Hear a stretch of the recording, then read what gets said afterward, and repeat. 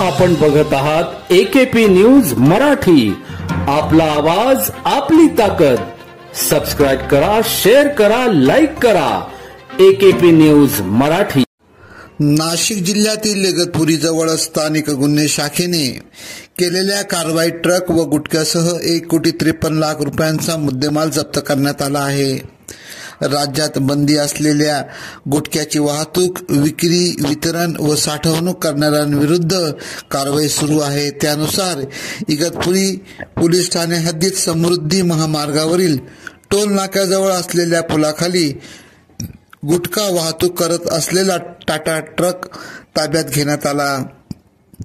या मालवाहू ट्रकमध्ये गुटख्याची अवैधरित्या वाहतूक करून विक्री करण्याच्या उद्देशाने जाणार असल्याची गोपनीय माहिती स्थानिक गुन्हे शाखेचे कर्तबगार पोलीस निरीक्षक राजू सुर्वे यांना मिळाली होती।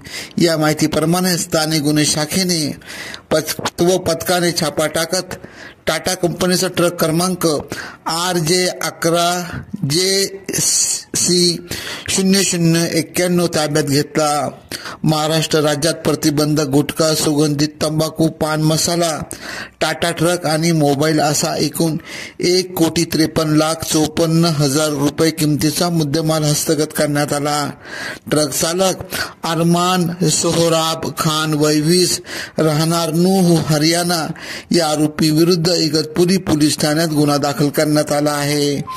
एकेपी न्यूज साठी विशेष प्रतिनिधी भगीरथ आतकरी, इगतपुरी, नाशिक।